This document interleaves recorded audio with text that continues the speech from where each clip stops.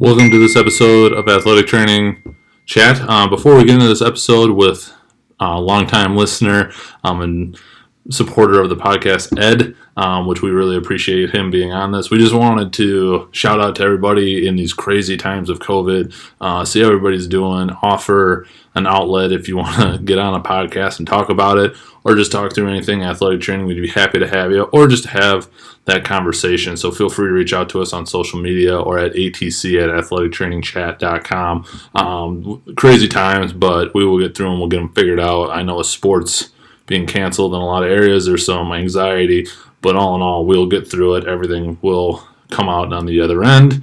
As always, thank you to our friends at Mueller for helping power this podcast. And without further ado, we bring you Ed and his lessons learned over a decade of being in the profession. Enjoy.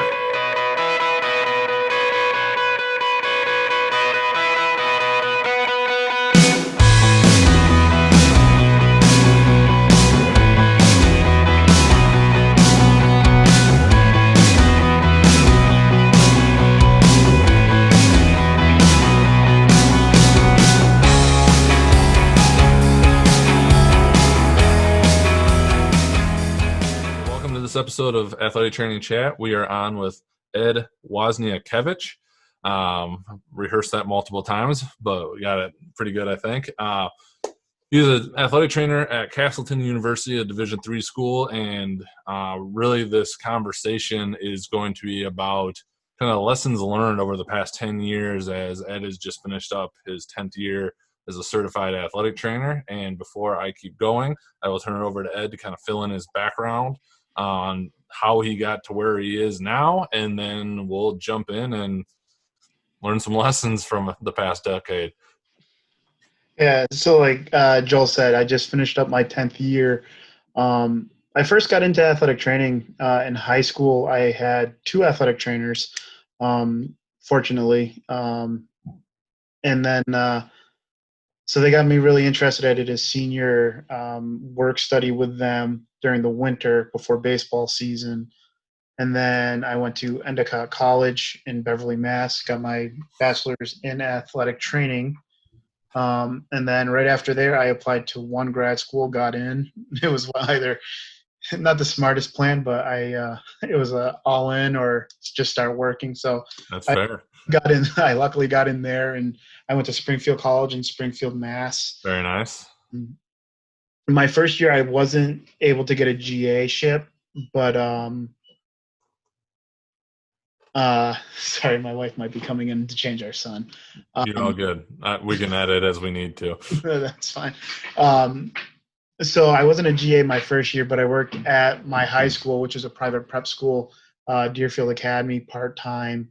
And then my second year, I was a grad student. I worked football until wrestling started. Then I worked wrestling that winter. And then as that year winded down and I was looking for jobs, Castleton State College at the time was looking. So I went up, interviewed, and they were the first place to offer me a job, and I took it, and I've been there ever since. And I've been working football, women's basketball, men's lacrosse, all 8 years I've been there total. So staying busy then. Very busy. Yeah. I'm really curious as to the lessons that you've learned over the past 10 years, because I'm fairly certain this would have been finishing up my 10th year as well. So I'm right in that same wheelhouse with you. And I know I've evolved so much over that time, but I know you said you had some jotted down, but if we want to just start it, what are some of the biggest lessons that you've learned both clinically and just in general? So I'll start clinically and talk more about what I've learned as an athletic trainer, which is with me, I was a huge bookworm. I was a very good student and just did everything on my own. So coming out, I always felt like I had to treat my teams, do everything on my own, not rely on anyone. And about my third year in, when I started opening up to coworkers, other professionals with questions I had, instead of trying to figure out the answers for myself. If I hit a dead end, started becoming a much better professional. So earlier on, I wish I had adopted more of that team approach, because even now, when I have 100% certainty that someone tore their ACL off of a Walkman's, I will still have one of my coworkers still do an eval as well, just to make sure that I'm not missing anything else. It's just a nice crutch. So luckily, I'm in a position where I have coworkers at hand to help out. But so that was the first major lesson as an athletic trainer. I wish I had done sooner. But then the other one is no two injuries are the same in terms of how they occur, how the athlete responds, and how rehab goes. The example I use most frequently when I'm trying to teach people about that concept, muscle strains, especially any one of the upper leg strains. I hate those with a passion, just because the question we're always asked is, how long is he going to be out? Yeah. Well, I can have a kid who has a grade 2 hamstring, and I have a kid who has a grade 1 hamstring, and that grade 2, they recover faster, they progress faster, and they're able to return more pain-free, and that what we consider a grade 1 strain is still lagging. So I tell coaches, especially when I work football and you get to that 6th day of preseason and everyone's tight and you're starting to see everyone. Oh, yes. And you're just like, it's like, in all honesty, it's morbid, but I really just wish it was a clean fracture or an ACL, because it's, 6 to 8 weeks, 6 to 8 months. And the coaches seem to understand that. But Right. to wrap their head around, like, let's see how this goes. We're going to try this today. I don't think people get that as easy. And I mean, even after 10 years, I'm still like, okay, I know what I'm doing, but at the same time, it's like, why is this just not responding? So. Yep, I used to think I was going to be real slick and kind of have my template of how I was going to go through a specific injury. I worked a lot of track and field, so obviously hamstrings and hip flexors. Yeah. And then the more I kind of got into it, I was like, I could waste so much time trying to come up with this, when really it's just general, and you kind of ebb and flow and, throw something different at it every once in a while, because you almost have to. Yeah, and I mean, I still keep my templates, but it's just basically like, instead of being like a time frame, it's a how they feel frame. Sure. and then paying attention to how they respond to that. So yeah, those are the two major lessons I've learned. It's because we learn everything as person A and person B are going to show up with these symptoms. You do the eval, this is what you come up with for their injury, and this is how you treat it. And it's just very, very cut and dry, and nothing about athletic training is cut and dry. Right. Opinion. So, and then, I mean, the other lessons I'd say are more on the personal basis. So, one of the things I was thinking about is, when I first moved up to Vermont, I had a girlfriend who's now my wife. She was in vet school, so we were doing long distance. And so I was in a new area, had no friends. So I kind of just distracted my downtime with work. So I put in a lot of hours. And now that I've made the life changes where now I'm married, we had our first son last year, and the expectation of how much I'm supposed to be working or being able to do still equals what I was doing year one when I was young, had nothing else to do. Mm-hmm. So I think one of the things I wish I had done is thought about what I wanted to do with my life. I knew I was going to get married eventually. I knew I wanted to have kids. So I wish my mindset had been like, okay, now I know I have nothing better to do, but I should approach work now as if these life changes are going to happen. So then the expectation that others have of me will still be that same, if that makes sense. No, absolutely. I was the exact same way. As young, you got nothing else to do, travel all the time. Yeah, why not? And then all of a sudden reality starts setting in about life changes and Yeah, and for me, I mean, when the life changes occurred, they were very stressful oh yeah. Yeah, because, I hear you. and I mean, my wife, we started dating in high school, so she was with me through undergrad, long distance, and grad school, so she understands the grind, but at the same time, it's like, yo, you need to be home sometimes. No, I couldn't agree more. I find myself trying to impart that, and I like I said, I'm not exactly old in the game, but I've got a couple new younger staff that one's long distance, one's potentially single. Who knows anymore? But Hmm. they don't oh yeah, I can just always be here, and it's just like yeah, but in a couple years when you can't, like I want you to Yeah, still stay around. So we need to set some boundaries now, and maybe yeah, the boss is telling you to go home. Like I don't care yeah. if you have nothing to do, get out of here. Yeah, and that's the other thing too. I think with the way athletic training education has been, and I'm really curious to see how it goes with the Masters of Athletic Training, which I think Sure. we'll get into a little later. Um, as students, we're always super focused on our major, so it's all athletic training. So a lot like having the interest outside of work for me didn't exist because I was very tunnel vision, very athletic training. So that's the other thing I wish I had done is had developed more interest that didn't involve athletic training or athletics just to give a diverse background.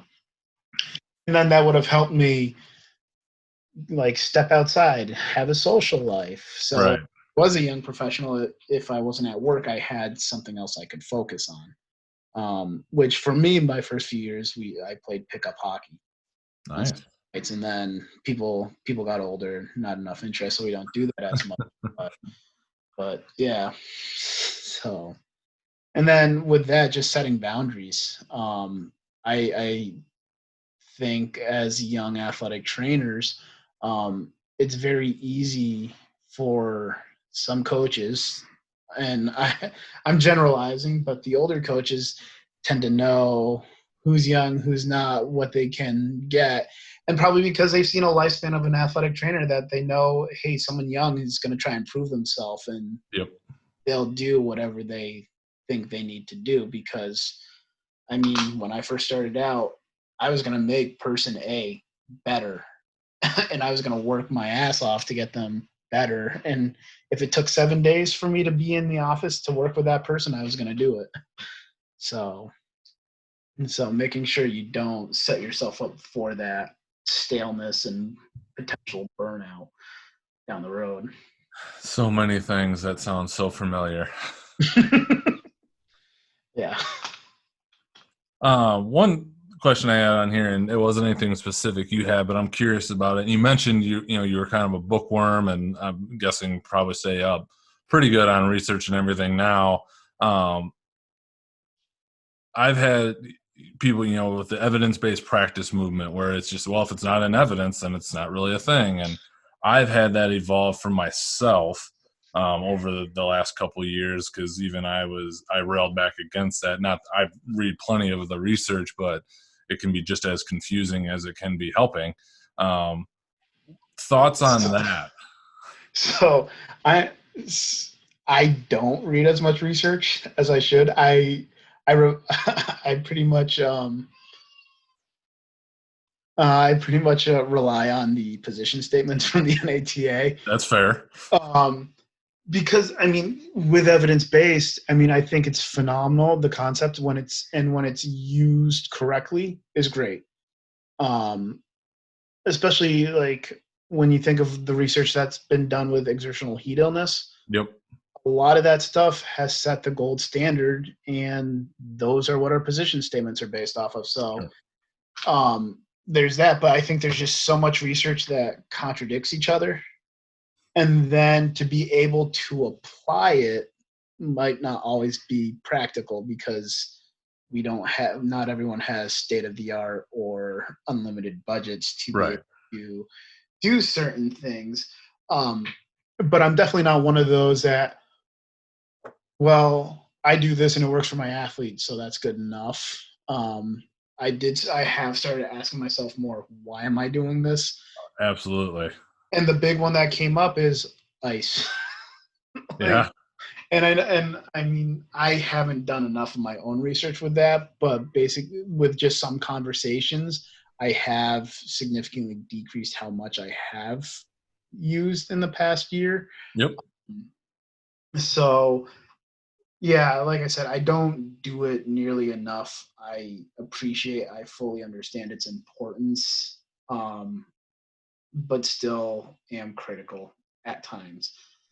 So Yeah, I think that's one, like you said, having your why. Like there may not be, and there's more coming out, but this one specific, it sticks out in my mind. A couple of years ago, we had a student do a presentation on blood flow restriction, and there just wasn't a lot of evidence for it yet because it just really hadn't become popular enough, I guess would maybe be the way to say it, for people to really be like, oh, well, let's dig into this thing.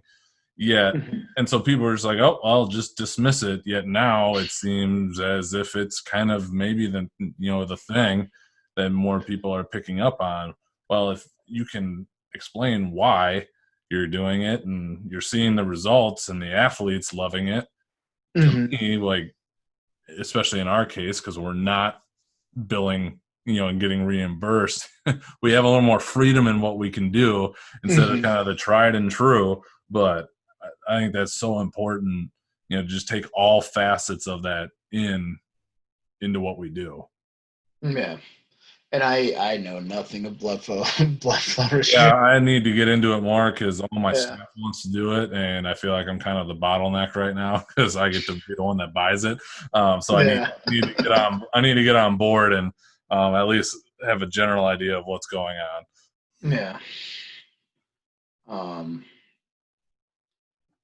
Other personal things. I know we mentioned coaches even before we hopped on, and so I'm looking forward to getting there. But other personal things that you learned over the last um, years. so my thing is having a direction for yourself in the profession. So find out what interests you. I mean, with athletic training, we provide a large range of treatments, rehabs, and so like when I go to NATA, the first few I went to for the conventions, I didn't know which talks I wanted to go to, and I had a hard time picking. Mm-hmm. And I found myself in these patterns where it's like, well, I see a lot of ACLs, I'm going to go to this, and everything. So figuring out what kind of things interest you, what kind of things you're weak in that you might want to get better in that you're going to use, is another one that I wish I had known more, just because I was all over the place. Sure. Because I took the blinders off and had no more tunnel vision, and I was just like, I'm lost. The other thing too is if I when I knew I had an inkling for wanting to get involved with organizations, either at the state or national level, which was probably my fourth year in, so about 6 years ago, I wish I had just jumped on right away. I have. What's nice now is I just found out I'm still considered a young professional. Me too. I didn't realize that was 12 years. Yeah, it's 12 years, not 10 Yeah. anymore. So one of my colleagues in Vermont, she was the young professionals chair for the state organization, and she left last year and took a job in New York, and I don't know if anyone's filled it in. So I just found out it was Mark Danza from Oh Vermont. yeah. Yeah, I was on a video chat with him. He's like, "Oh no, you're Yeah. considered professional." So I turned around that night and I emailed my state organization, being like, "I don't know if you have the young professional chair filled, but I want to take it on because the great thing about our current situation, the pandemic and not working, is I have expanded my athletic training network Sure. massively, and I have a new passion for athletic training in terms of what our organizations do for us, because I've just always been so focused on patient care. Yep. And now I find myself playing big brother to new coworkers and everything, and now I feel like I can continue that but have a bigger effect on a bigger crowd. So that's the other thing too. Like for any young AATs that are curious about it, look into your state organizations, reach out to people. I mean, Twitter's huge and we don't bite. Yeah. So some people do, but I was gonna say there's a couple out there that might, but it's few and far between. Yeah. Do you want to get into coaches? Yeah, I think I'm very curious as to what you figured out here, because like I mentioned, I think off camera or even on, this is one that my eyes have been open in the last several years, and I'm sure because I know you're a big fan. You're big into the working with. Yes. And we provide services. We're not servants. And Yep. No, and like the thing is, the majority of my coaches, well, yeah, not the majority. 3 out of 3 believe I work with them. Sure. Which is nice. Yes, those are awesome coaches to work with. Yeah, we don't have a medical model. We don't. We don't either. The campus is one of those that just refers to the local walk-in clinic. So be under the athletics branch, but we have full autonomy over our decision making.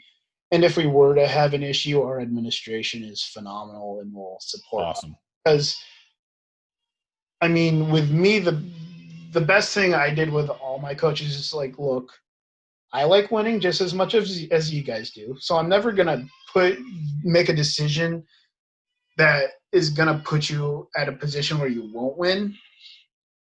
But I'm not gonna let these kids get hurt or cause further harm to themselves. Sure. So, because I feel like really early on in some of the horror stories that I've heard from others is just the coaches think we're against them. So I think when I even said, like, look, I like winning just as much as you do, that put him at ease, like, okay, he's not going to make it, so we suck, or he doesn't like me trying to get me fired for having a bad team. So that was very helpful. And with my coaches, like, I think I remember listening to a previous episode, you've had, 3 head coaches for football in 6 years or something like that? Yeah, we're starting with the 3rd, yep. Yeah, so I've been really lucky where my football coach has been here for 6 years, and my women's basketball coach and my men's lacrosse coach have been here for all 8 that I've been here. Okay. So I've had a lot of consistency and many years to develop great trust between everyone and a great working relationship. And like with my coaches, the one thing I always tell my students in our education program when they're about to graduate, communicate. And I say it 3 times because there's phone or text, email, and there's in person. And so I try and utilize all 3 with my coaches. Like my injury reports I do on an Excel form. Yep. And I send that daily. I go to their offices, I'll talk to them, and sometimes it's about business, sometimes it's just to go down there and just talk about whatever. I think that's important. And usually like the text or the phone call is like somewhat important. I want you to just know this as soon as possible so you're not caught off guard. Right. And then with that, figuring out which method the coach likes best and utilizing that. So like, for example, my women's basketball coach, he isn't a big fan of the emailed Excel forms, but I'll still send them as if I remember to. Depends how the day goes. But a lot of times his office isn't too far. So like if someone comes, if one of the girls come in and I take a look at him, I set him up on a treatment, I go right to his office and say, hey, this is what's going on. This is what we're doing. this is what her status might be. So, Right. And then especially with those in-person conversations, be prepared. Because coaches are always going to ask why, and for Oh yeah. thing, like And challenge. why did they get hurt? Why are you doing this? Why are you sitting them out? Why can't they get an MRI yesterday? Sorry, we're not Alabama and have Right. right next door. Yep. And so that was a big thing, is just, especially like one of my coaches, he asked very good questions. So he's also friends with our team doctor, and I think they golf together. So There you go. they've That done that always for keeps many it interesting. years. So there are times where I will do a little bit of research before I go into his office to have that conversation, just so I don't sound like I'm caught off guard at all. Yep. And then the other thing too is, with coaches, they make their living exploiting the gray area for their favor. I'm a Patriots fan, so Bill Belichick's pretty much God, but yes, he is a sketchy fellow who will read between all the lines. So my thing I also tell students is, because they live in that gray area, don't give them any. Right. No, As soon as huge. because as soon as you waver in a decision, they will exploit it in terms of, like, if I have athletes that are on the cusp where it's like, okay, they can do certain activities. So what's your practice plan look like? If there's any drills that they can participate at 75% with no contact. And I'm talking lacrosse most of this, like football, it's either you're going 100% or you're going 0 in practice, depending. So being like, hey, yeah, kid A can do this, this, and this. And I might have someone else that's like, well, he should be able to, or he might be able to. As soon as you say might, that is, he can. So, Yep. so especially early on, that was tough. Yep. But like I said, because I've had that consistency, my coaches and I work really well together. So if I slip up and say might and they call me on it at practice, I'll be like, come on, you know exactly what I meant. Like, yeah. But yeah, especially for young professionals, I think that's the big one. Like, go in with confidence, be black and white. And it's much easier said than done. Like I said, I'm looking back at my 10 years. Mm-hmm. Some of those conversations I had and how painful they were for me, because I was very timid. So, which, I mean, having a mentor in your 20s is huge. Right. And I didn't have too many mentors, and I lost touch with some of my mentors previously. So that's another thing too. Going back to some personal lesson, keep in touch with your mentors and bounce some of your issues, your ideas off of them, get their input, because we've all been through the same stuff. So yeah, one I learned, it wasn't even an athletic trainer as a mentor, but he was a former track coach. Had at a high level, and he was working in a different capacity when I was in grad school, and I still use what he taught me today in terms of working with the coaches. Is you got to find a way to get the coaches to have some skin in the game too when it comes to like an athlete coming back. Track, they all have, every sport has their unique thing, but he was basically saying, your goal is to try and get them as close to 100% ready as you possibly can. And then have the conversation of you going, and obviously we always want to make sure the health and safety are first, so you got to be confident there. But I use that a lot with football, even as coach. I think by Saturday, if we do this, and this, so-and-so is going to be about 80%. And so then it's going to be up to you. Is it worth risking having him out there at 80% with the chance of getting hurt, or to play the backup at 100% and see what happens. And all of a sudden, when you start laying that out to them, they think about it a little bit more, at least the ones I've worked with. And I've had coaches be like, no, we can rest him this week, and really we need him for this one. So we're going to go ahead. And it just makes my life so much easier, because now I'm not the only one making the decision. If the kid couldn't go, I would be like, hey, the kid can't go. It's just done. Like, there's not even a conversation. But yeah, and I mean, it's funny you say that, because I have those exact conversations, and similar to you, when I started having those conversations, they went so much smoother. Absolutely. Yeah, it's been and it took a lot of the pressure off in terms of like feeling like I had to get the kid back. Yep. But at the same time, I've had the same coaches, and there'll be times where I'll go into them and be like, hey, this kid, he's progressing. These are the types of drills he can do. And then I go out there and he's in street clothes, and I go, what are you doing? He goes, Coach said not to practice today. Those are my favorite ones. Makes my life so easy. I'm like, I appreciate and I love the caution the coaches are taking, but at the same time, it's like the kid needs to do this so he or she knows they are able to. So then I try and put them into a rehab drill on the sideline that's similar, but it's still, they still have that mental crutch on us where it's like, come on, start flapping your wings so you can fly. Yep. No, I've had that too. And I was like, no, for real, like, he can do something. They're like, oh, well, maybe tomorrow. It's all right. Yeah. No, those are fun. So yeah, like I said, I've been very fortunate. Right. Yeah, I've been the same. Camera. I'm best friends with my men's lacrosse coach, so we talk about anything and everything underneath the sun. So also helps. Yeah.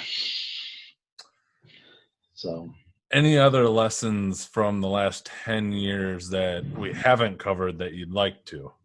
I mean, like I said, for everyone, I think the 20s is such a crazy decade for everyone.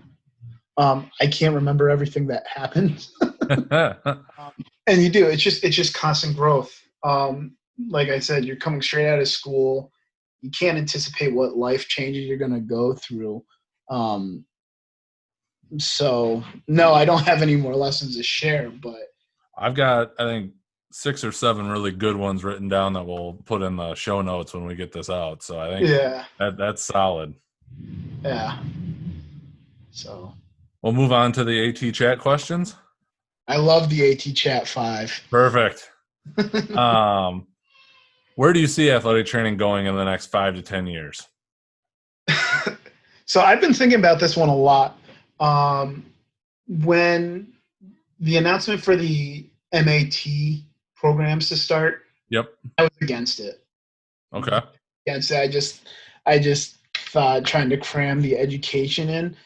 But as we've progressed along and some schools have already started it and my school's just about to start it, it just makes sense in terms of if you were to look at, especially like physical therapy, how they to the DPT program. I just think they've made themselves better off. So I think it's going to take a little while to take off, especially now with COVID. Starting to see schools trying to cut athletic training positions. So I honestly think the first few years are going to be a little rough in terms of salaries aren't going to go up right away. So you're going to have the naysayers be even bigger naysayers because I think everyone's expecting like, oh, this is going to go up. The one negative I do see about it is programs are going to be cut because they can't support the MAT program. Plus, with the salaries not increasing, it's really tough to tell people to spend more money on tuition. Right. Having a higher return on investment. But like I said, I think eventually things will catch up. You are seeing a lot more advocating for high schools. Like recently, Hillsborough County down in Florida, there's that big petition. And I even think Rick Burkholder is very outspoken about what's going on down there too. Absolutely. So, yeah, I saw that. So um, I think these schools, yeah, we kind of have to publicly shame them into having us right now, but it's because we are so vital to, especially the high schools. So because is it what 35% in the U.S. before COVID-19 Yeah, something in that range. athletic trainer? So I think, especially, I can't wrap my head around why the schools that had them before think they can move on without having them. So I just think right now there's going to be a tremendous growth over the next few years, and that percentage of high schools without athletic trainers is going to continue to get a lot smaller. Yep. So you are going to see, especially in the traditional side, you're going to see more positions, I believe. And then with the emergent settings, I mean, there's an unlimited potential for that. I mean, how many more fire departments can there be with athletic trainers? A ton. Oh, absolutely. How many other industrial settings would benefit from athletic trainers? A lot that we don't even know about right now. Right. Right. So I think the profession is going to grow. I do think it's going to be slow in the beginning and too slow for many athletic trainers. But like I said, I think you get 10, 15 years down the road, and I think athletic training is going to look like a very different profession than when it did when I was starting undergrad in 2006. So Agreed. Um, been talking about advice for pretty much this whole episode, so you can go with whatever you want with this one. It's what advice would you give yourself as a young athletic trainer, and if you could just set the stage for when that would be fantastic. that's a hard one now because that's what we've been talking about. I would say not to be afraid of being wrong or not knowing. Um, like I said, because I was a complete bookworm, I had to have all the answers. I wish I had been more comfortable with that concept starting right out, because I have the conversation with athletes now where I will eval them over and over and over and still can't figure out what's going on. Mm-hmm. I flat out tell them, I don't know what's going on. Like, I don't know what's wrong with you, but we will figure it out one way or another. Sure. And when I started having that conversation, the athlete started having more skin in the game with that, in terms of they felt more a part of the process, because then they were starting to come and be like, hey Ed, this is something different that started now too, could this be related?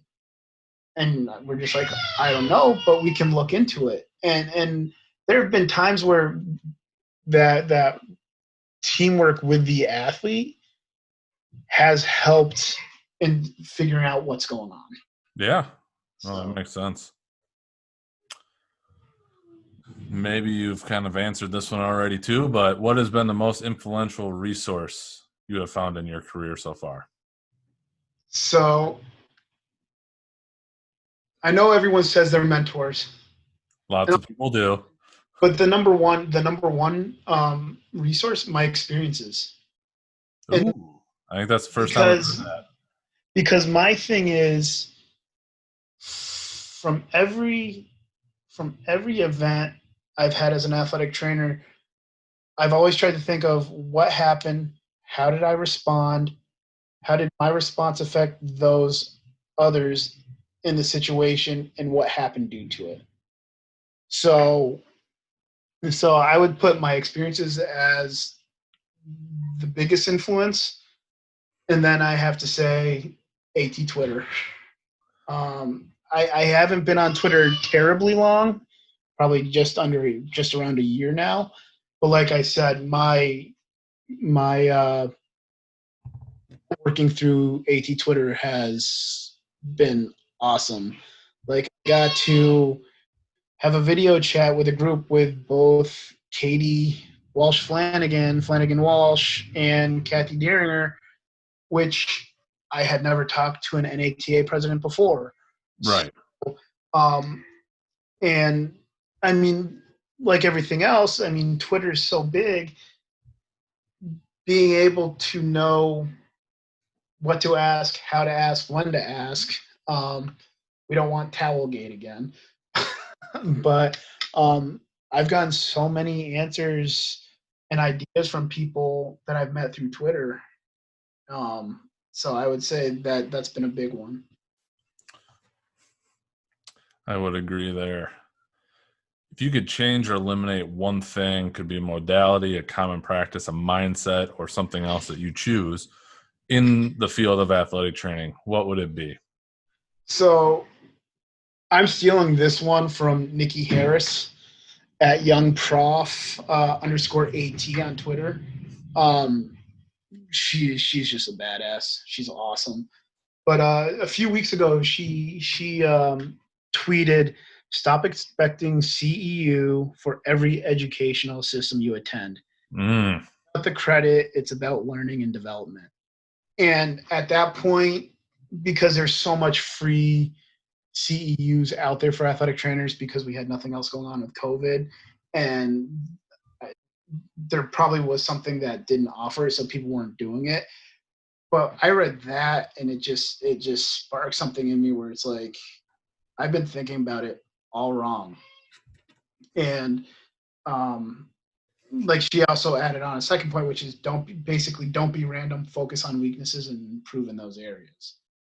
And like I said earlier on, having that direction with a profession, figuring out what things you like, what things you are weak in, and getting better in those situations. So I think by changing that mindset of thinking you need to get CEUs, which yes, we need CEUs to continue on, but if there is something out there that you know is going to make you a better practitioner or person in terms of even if it's bedside manner. I know with mental health, and I'm not very strong in mental health, but being able to change how I practice to keep some of those things in mind, there's no CEU value that would make it unimportant. I can't think of the wording now. No, I'm with you. I understand what Crying you're in the saying. background, but so yeah, so that just really struck me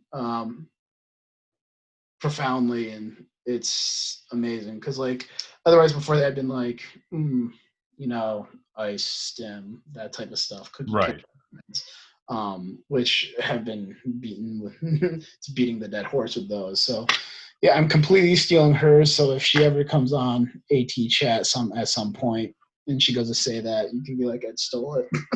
Fair enough. I will do that. No, I think that's a really good one, and So, one that should be out there more. And then finally, what does being an athletic trainer mean to you? so being an athletic trainer, just the ability I have to have a positive effect on someone. And it doesn't have to be necessarily when they're recovering. I'm out on the field. So when athletes stop by for water breaks and they just want a quick chat, being there. I'm usually the sarcastic, funny guy. So they're being able to have those relationships for when someone does need me. So I don't know if that made sense either. Nope. I think it did. But, Awesome. Well, anything else you'd like to share before we sign off? And also, where can people connect with you? I think the only thing I would share is athletic trainers. I know I mentioned Twitter. There's a lot of negativity out there, people attacking each other, especially professionals and in other different professions. We just all need to start coming together and making sure that we are representing ourselves and the profession in a positive manner and focus on what we're here for, and that's to take care of our athletes and patients in whichever settings we work in. So just be nicer. Yeah, there's bigger problems out there for the profession outside of it that we need to address than there are inside of it. So why don't we band together to figure out some of those? I couldn't agree. I couldn't agree more with what you said. And then on Twitter, my handle's at Edwoz, EDWOZAT. I'm not one of those uber serious athletic trainers on there. I tend to have some more sarcastic, funny responses, but every once in a while will be serious. And then my Instagram, which is personal, kind of a little bit of everything, is at Wozniakewicz. So WOZNIAKEWICZ at yeah, that's Instagram. Never mind. I almost said my email. And then my email, if you go on the Castleton Athletics website and pull up the staff directory, I'm on there somewhere. All right. Well, we'll link all of those in this when we get it up, so everybody can find it pretty easy. Sounds good. Well, I appreciate you taking the time, and it was great to hear what lessons you have learned and how they've connected with the ones that I have also picked up along the way. So I appreciate it. Yeah. Hey, thanks for having me. And I hope there's, even if it's just one person out there that gets something out of this, I'm happy with it. And I want to thank you for having this show. It's been awesome. Like I said earlier, I started out by listening to the Candid guys, and then I found your podcast, and I love it. And it's just been a great opportunity to try and meet other people and figure out what others are going through. So, well, we appreciate that. All right. Well, thanks again. Thank you.